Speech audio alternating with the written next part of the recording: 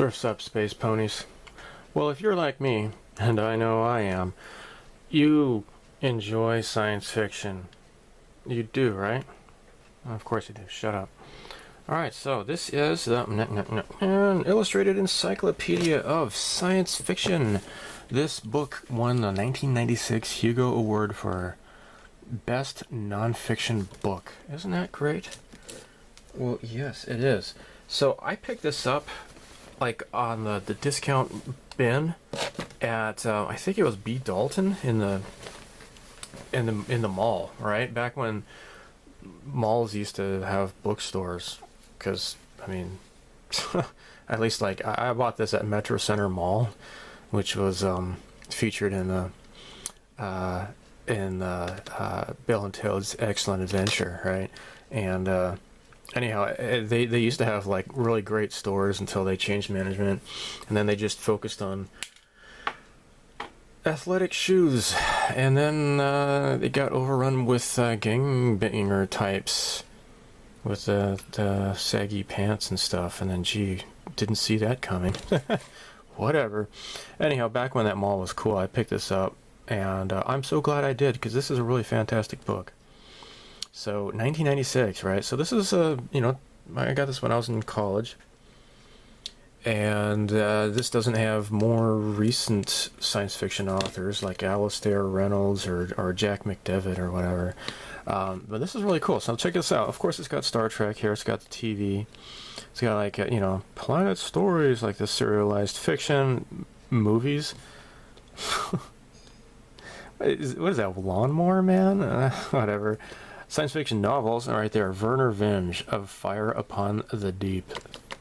Incredibly awesome book. I really enjoyed that. And of course, it also shows some anime. And you're like, dude, what anime is that? That is Orgus 2. And you might be like, wait, they made a second Orgus series? Yeah. I have the first Orgus on DVD, but heck, I've never seen Orgus 2, right? Every time I pick up this book, I'm like, oh yeah, Orgus 2. That kind of exists, I guess. And then there's, oh my gosh, there's Star Trek Next Generation. Yay. Alright, I'm going to try to figure out how I can present this more betterly.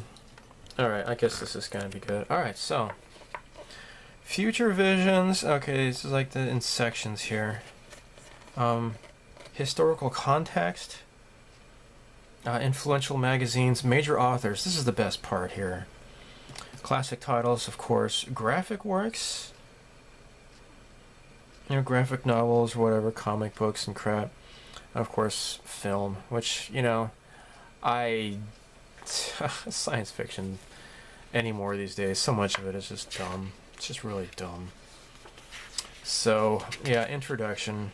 Here we go. Brave New World. Aldous Huxley. Oh my gosh. This is, if you watch InfoWars, this is what Alex Jones goes on and on about, and it's pretty freaking weird. And it mentions like 1984 by George Orwell here. Very, all this weird transhumanist, globalist crap that, people said that Alex Jones was weird for even talking about, and now we see it happening in real life. Isn't that weird? So I'm just gonna skip ahead. This is just like proto science fiction kind of stuff, and different designs or whatever. Pretty wild stuff, right? This stuff's pretty cool, I think. Flying cities and stuff. The atomic age. Oh my gosh! And here's the family hiding out in the bomb shelter. Like, yeah, let's build a hole in our backyard, and it'll protect us from the Soviets when they bomb us, and it'll keep us safe because we have a couple of weeks worth of food stored in there. And we laugh about that now, but everybody's wearing masks because they think that's kind of protect them from frickin' viruses. That's not what masks are for, okay?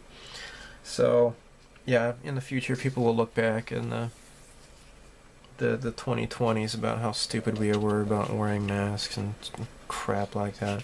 Flying saucers. 60s. This is all the weird shit happened, all the goofy hippie crap. But it's also really awesome stuff like Star Trek happened as well. Life in space. Really, really neat stuff. And now here, this is a Biosphere 2. This is in Tucson, Arizona. I've actually taken a trip. I've taken a tour here. And this is kind of a failure because they needed... well, at first they realized that, like, the trees were sagging, right? Because there wasn't, like, the wind to, like, constantly, like, blow against the trees and make them stronger. It's kind of like life in general, really. If you don't have anything that's really, you know, challenging you in your life, then you kind of grow lazy. Look at this. Look at this ugly eyesore. This stuff just gives people headaches. And like Michael Moore has even come out with a movie saying that this is a bunch of crap, and then all the liberals are wanting to censor him. And he's like, "Hey, what's going on, guys?" And like, hey, that's your side, dude. That's what you've been aligned with this whole time. Historical context, and this is all the weird crap. Proto science fiction, right? Like Dante's Inferno and weird stuff, right? Or Gulliver's Travels and such. So here it's just going to give you like the 1800 to 1899, okay? Wild stuff. Lost Worlds. Right. So, and this is where you're going to get, you know, H.G. Wells and that kind of stuff. Jules Verne. Smooching a monkey. There we go. This is like those 60s movies with the cavemen women. They're all wearing beehives and makeup, and they've got shaved armpits and all that. Just like real cave women. Oh. Oh my gosh. Oh my gosh. Look at this. Perhaps the moon knows the secret to the new sound. Alright. I'm just gonna skip a lot of this stuff. Oh, there's that tank from the Last Crusade. Isn't that great? Alright. So now we have The Lost World by Arthur Conan Doyle. This is the world at war, right? During the First World War stuff. Yeah, wild stuff here. It was like the really early ages of 20th century science fiction, the aftermath of war. Right? So then you get into the amazing stories with the rockets and the rocket ship to the moon. Now, this is Metropolis. I've never seen Metropolis. I even had it. I bought it on VHS, and it wasn't the version with like music or piano or whatever. It was just totally silent, and I'm like, well, okay, I'll watch this eventually, and it never happened. So yeah, there's Metropolis. There's the proto C-3PO, I guess. Look at this guy. Homemade robot. And of course, Star Wars. And RoboCop and Terminator and all that fun stuff. Alright, so the 1930s. Oh my gosh, there's Uncle Fester. What is this? I don't know. Okay. And, John W. Campbell Jr. Oh my. That's not Billy Corgan, by the way. Alright, I'm gonna just skip ahead here. Oh look, there's Back to the Future. Time travel. So it's just talking about like different genres and stuff. Alternate worlds. Okay. Now, the American Civil War, like what if the South had won the Civil War and stuff like that. There's that actually, the alternate stuff has been quite a really cool popular. I think maybe like in the 2000s that was like a big boom. I don't know about anymore, but Naomi Novik had a really good series. I haven't read them yet. I have the book, like a box set of the first 3 books. The Her Majesty's Dragon. It was like a retelling of the Napoleonic Wars, but with dragons. So, yeah, I think it's... No, I mean, Novik is not going to be in this book, though, I don't think. So, again, this is, like, from 1996. So, anyhow, future histories, oh my cow. So, Paul Anderson, Robert Heinlein. So, 1950 to 59, the Silver Age. Ballantine Books. Wow, very cool. Yeah, that Forbidden Planet. It's just, I had not really seen this movie until, like, I bought it on Blu-ray maybe about 7 years ago. It was my first time really sitting down and watching it. This is such an advanced movie for its time. It's really amazing with the matte paintings and everything. During that time, so much of it was just total schlock. And, but this one movie, though, it was just really, really fantastic. The only thing I thought was kind of dumb is that, you know, they're traveling around in a flying saucer just because, oh, that's the way they are, flying saucers. It has to be flying saucers. Project Moonbase. This is a MST3K episode. Heinlein's last Hollywood effort. That's right. Tame, artsy, and truly terrible. Project Moonbase is as good as SF gets in the 1950s. This is the one, like, the Colonel, what's her name? Not Colonel Deering, that's from the Buck Rogers, but this woman, they just keep, like, you're a girl, and they just keep demeaning her and stuff. It's like, did Heinlein write that, or what? I don't know, man. It's really funny episode of MST3K. And speaking of the which, MST3K, the movie, This Island Earth. Yeah, fun stuff, guys, fun stuff. After the apocalypse, yeah, post-apocalyptic stuff. Fiction is fact. Okay, so this is in the 60s. We're looking at here 2001: A Space Odyssey. Oh my gosh. Star Trek, Kick-Ass. Thinking Machines. Oh my.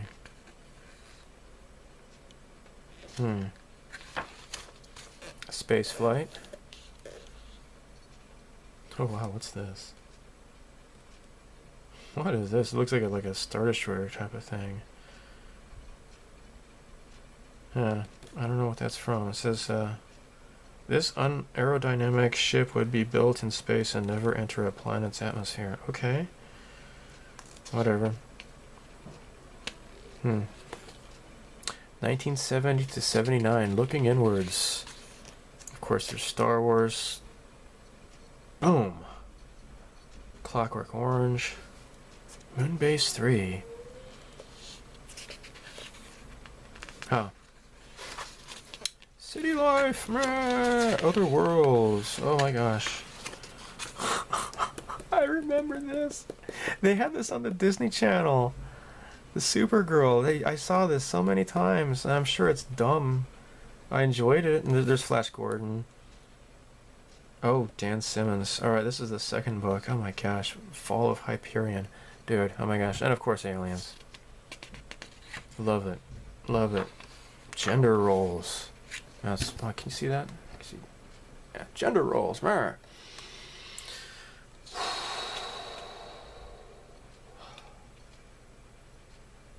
Yeah, so I think science fiction really did advance, you know, female protagonists and stuff like that. And it wasn't heavy-handed. You know, they weren't like, oh, if you don't like this, then you're a misogynist. That's what you are, you sexist bigot. You're just no good. You white man. No, there was none of that stuff. I mean, we were never lectured to on how we must like aliens, or, you know, or you suck. And that just didn't happen. It has to be natural, not heavy-handed. 1980 to 89.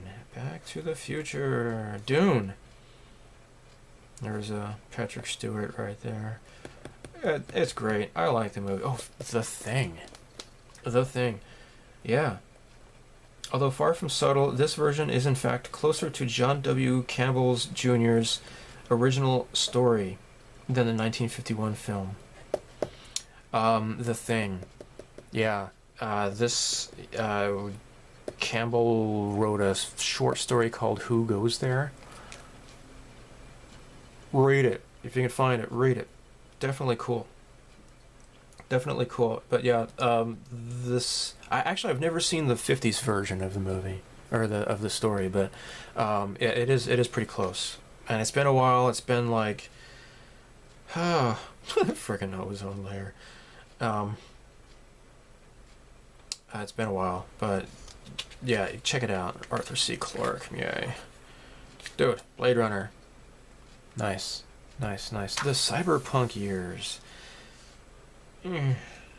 Urban cowboy. That's great. That is freaking great, guys. Yeah, cyberpunk is neato mosquito, let me tell you. They came from outer space. I've never seen the 70s Invasion of the Body Snatchers. What was that with Donald Sutherland, I think was in that? I've never seen it. Never seen it. Of course, there's aliens, E.T., Yoda.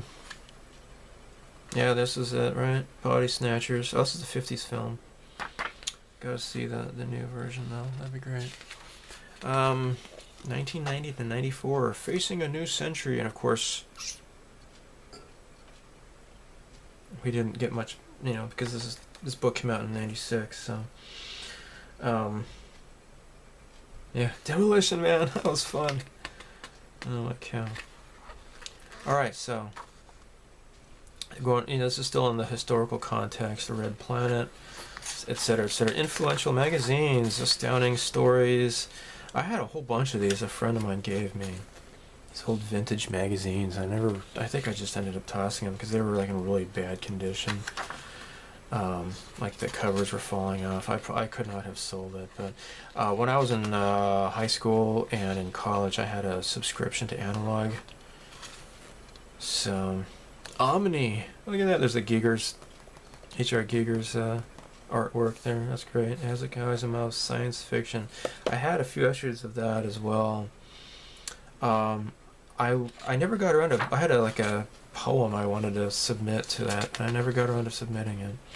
Major authors. All right, this is the real meat of the book. This is what I have really enjoyed so much with this encyclopedia here. All right, this is what I really wanted to show you guys. Oh, so now this is like the early years. Mary Shelley, Lord Lytton, Edgar Allan Poe. So there you go. I don't know why I shared that. There's Jules Verne.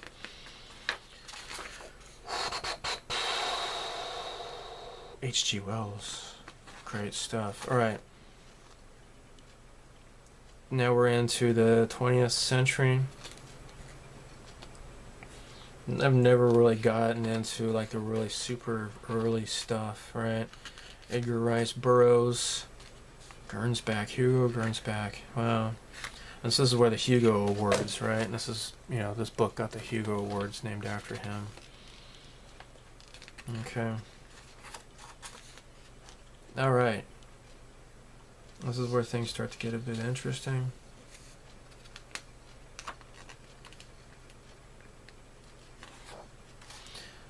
Especially with E.E. Smith. Now, he came up with the Lensman, right? And I have Triplanetary and First Lensman. I have these books, but I haven't read them yet. He is considered the father of space opera. Aldous Huxley, George Orwell, and John Campbell Jr.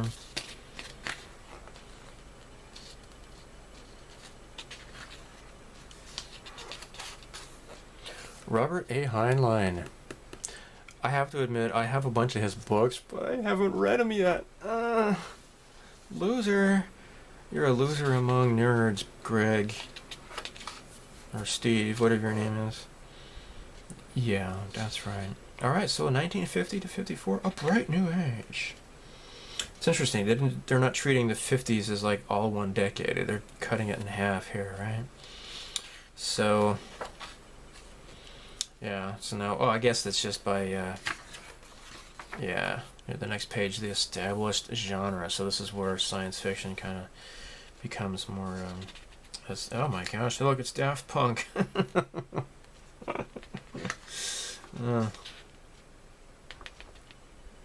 Isaac Asimov. So when I was a kid, I read the Norby Chronicles. That was my introduction to Isaac Asimov. I read some of those books. I still have them too. Um, yeah. Foundation. I haven't read Foundation series yet. I would like to do that, but whatever. I don't know who these people are, but that's what's cool though. Is like I find out about people and then I look them up in this book and I can read about them and such. It's really great having conversations about science fiction. Arthur C. Clarke, what could you say? Ray Bradbury. Yeah, this is the Fahrenheit 451 movie. Great book. I read that in high school. And it's interesting because we have what the freaking Antifa, they were burning Bibles in Portland or whatever just recently. It's crazy. Yeah, and these are the people who you can't really call yourself anti-fascist when you're burning books and attacking people who have different opinions than you do, right? Silly. Kornbluth, I know that name, but yeah, I'm not really familiar with some of these people. James Blish, I know the name. Kurt Vonnegut, look at that face. Gosh.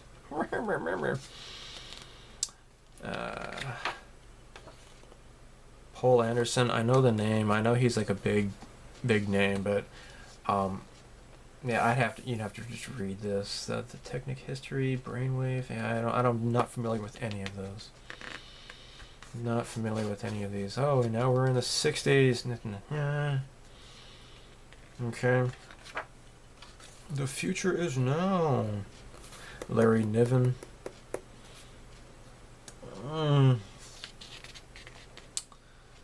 Yeah, Larry Niven. I get to that later. Oh, Stanislaw Lem. Now, I've never seen the old Solaris movie, the one from Russia. I've seen the one with starring George Clooney and George Clooney's ass. I'm pretty sure it features his ass because I think every of his movies feature his ass because reasons.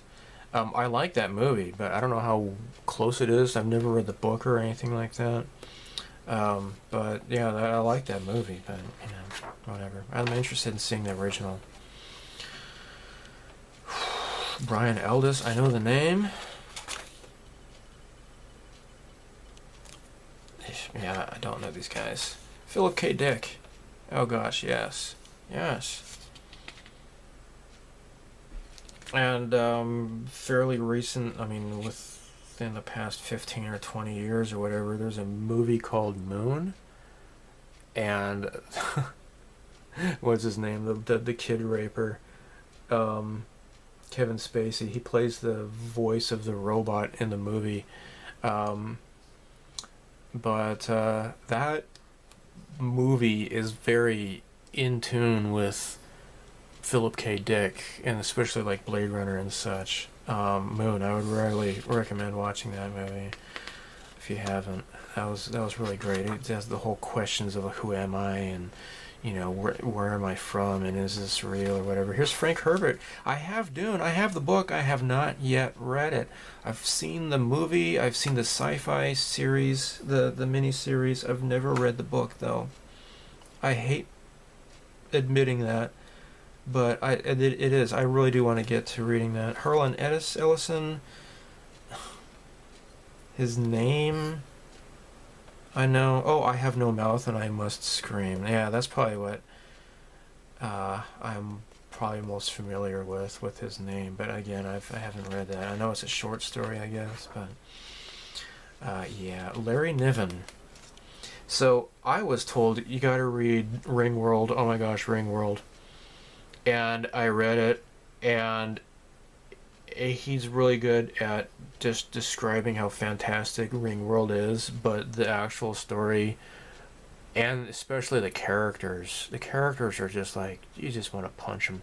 The only cool character was that the what's it called, the cat, like that Chewbacca type cat who can like rip people's spines out of them, their backs, before they know they're even dead. Um, Interestingly enough, that I can't remember what they're called, but the cat aliens, they show up in the Star Trek animated TV series from the 70s or whatever. Um, that episode was actually written by Larry Niven, and it's probably one of the better episodes from that was a really underrated cartoon. That cartoon's really great. I don't know.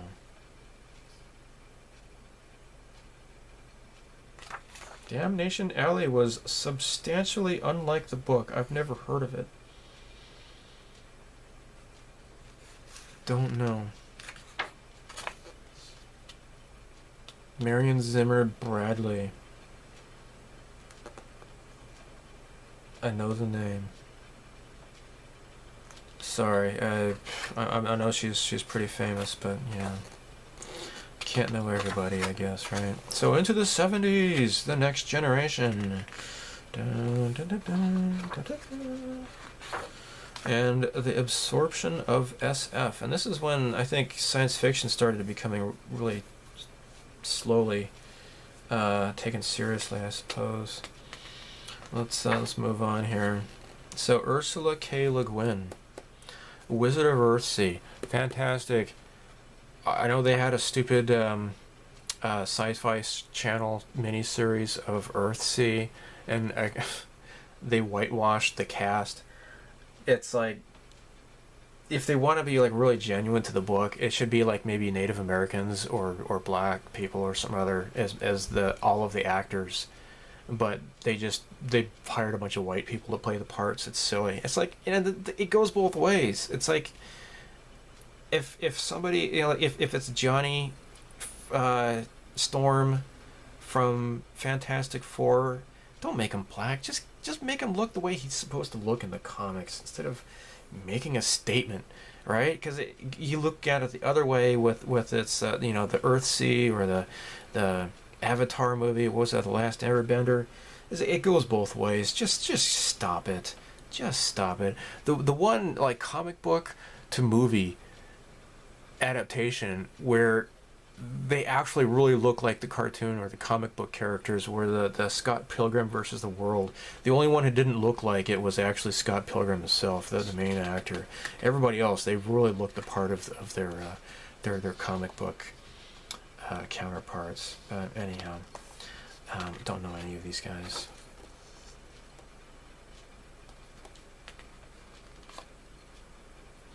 Oh cow! This is like a real famous artist. If you're on Tumblr, there's a really great Tumblr account called 70s Science Fiction. What was it, 70s SF artwork or something like that? I can't remember what it is.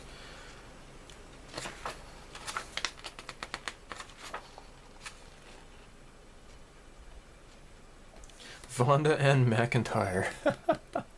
Now she did like, I know her from like Star Trek and stuff. Like she did the novelization of Star Trek Wrath of Khan, but she also did like a really terrible Star Wars book, and it was actually a rejected plot.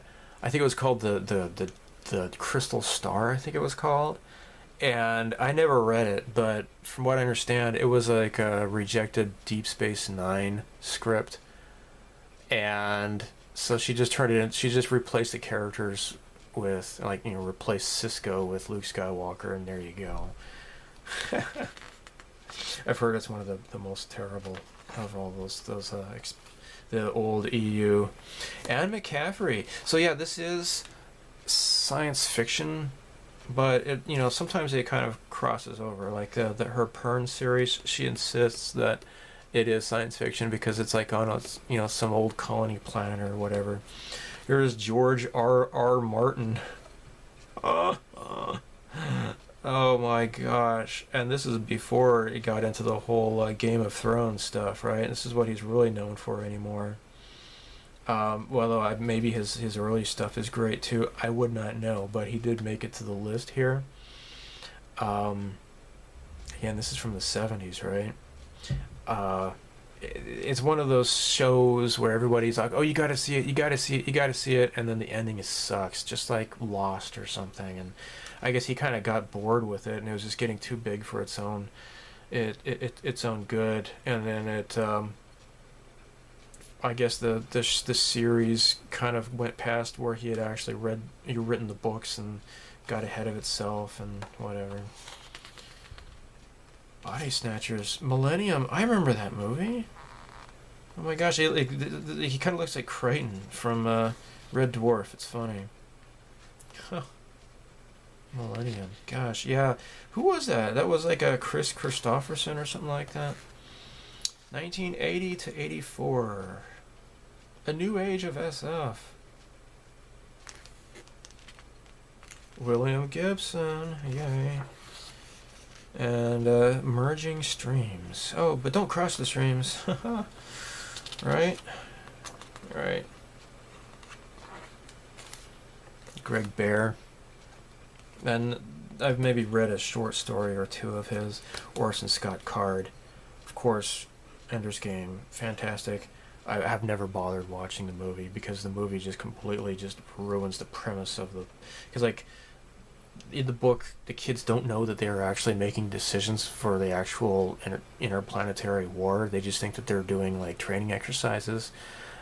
But in the movie, they're like, "Oh, you little kids, you're the key to our future and our survival." And it's just, oh, come on, enough of that crap. So here's Werner Vinge. Now, if you go to my website, stevethefish.net, I've done some. If you go to the Greg's Life section of the web page, you can see different. Science fiction book reviews and other book reviews as well. But I did write up a review of Fire Upon the Deep. That is such a fantastic, mind-blowing science fiction book. William Gibson, I've never read his original Neuromancer. I've read his later books, Idaughter and All Tomorrow's Parties, and but I haven't read the original trilogy of books that he did in the early 80s. But yeah, awesome stuff. Yeah, it's funny. I thought that Kim Stanley Robinson was actually a woman. It's my sister. Her name is Kim or Kimberly, right? So I know Kim is a guy's name, right? And I just, whenever I see the name Kim, I always think it's a woman. But then I saw this face. I'm like, oh, it's a guy. I misgendered him.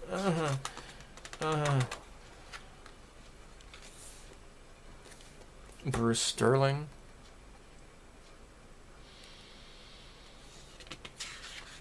Another cyberpunk author. I have one book by Louis McMaster Bujold.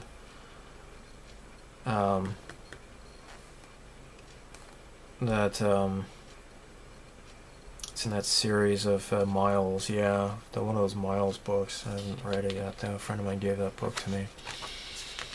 Facing the Millennium, 1990 to 1994. Oh my cow. Quarantine. Alright, so Dan Simmons. He wrote Hyperion. That is just one of the most mind-blowing science fiction books. Now, I am going to write a review of that book on my website. Actually, so I finished the book like 3.5 years ago. And instead of like just moving on to another book or like the next book in the series, which I didn't have at the time, I went back to page 1 and I started reading it all over again. It was just so amazing. And of course, since I already read it, I get sidetracked and I start reading other books. And I do want to try to finish this book again. I'm like maybe halfway through. It's been like several years, but Hyperion, I cannot recommend that book even more. It's so fantastic. It's great. All right, so now this is like, it just picks out like different books, like, you know, War of the Worlds and early science fiction, Aldous Huxley. I'm interested in maybe getting this. This is like the whole deconstruction of a family and everything that we see today. It's really, really, really scary. Out of the Silent Planet by C.S. Lewis. That was really cool, actually. And of course, he's famous for the Chronicles of Narnia, but at least the first book was great. It's the first two books, maybe. And then it got a little bit kind of weird. I kind of lost interest, I think. But I did read the first two books.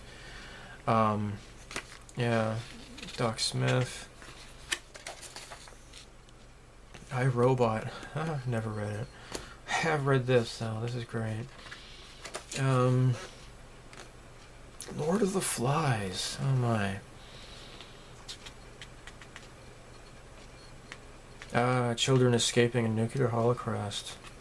Well, okay. Yeah. Stranger in a Strange Land. I own it. I have not yet read it. Man in the High Castle. If you've seen that miniseries, I think it's on like Netflix, Boogerflix. Let me know how it is. I'm interested. I guess there's Solaris again.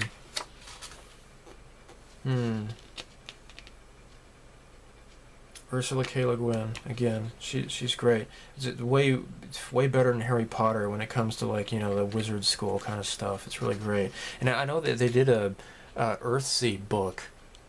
One of the Studio Ghibli movies. But yeah, kind of dumb. There's Ringworld. So. Not maybe it was just hyped up too much to me, I guess, but. I don't know. Naked Lady too. Classics of the 80s.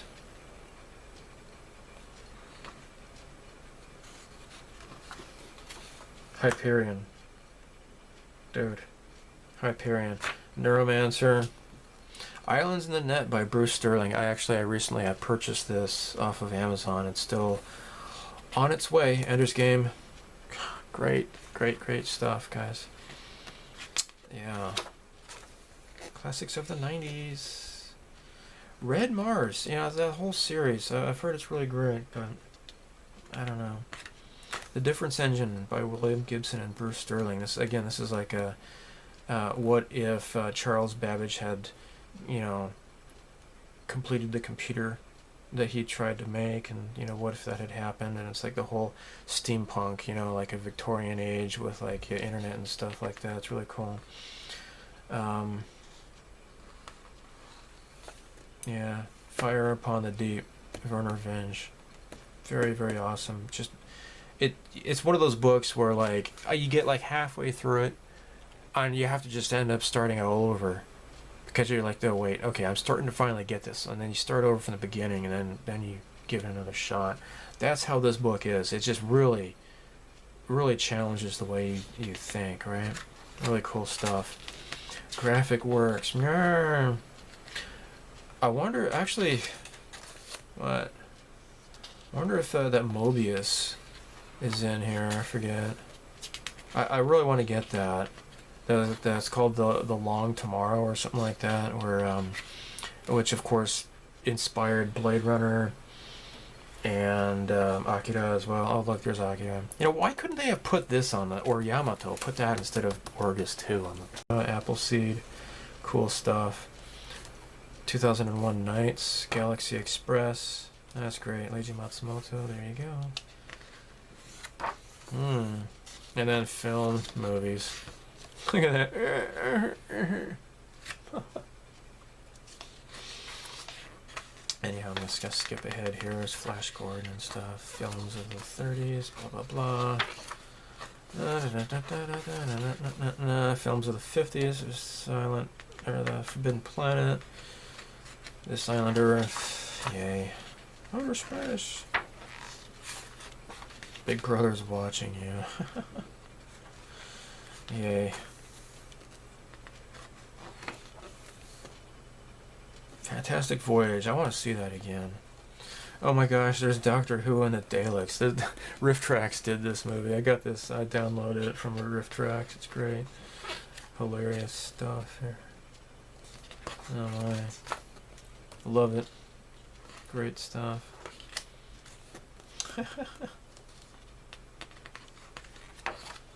So, yeah. Oh, Westworld. Yeah, that was a fun movie. Superman. Star Trek motion picture. I like this movie. Okay, so shut up if you don't like it. I don't want to hear it. I don't want to hear it. Of course, Star Wars. Fantastic. What is this? Like Herbie the Love Bug, man. Cannibal cars? The cars that ate Paris? Okay.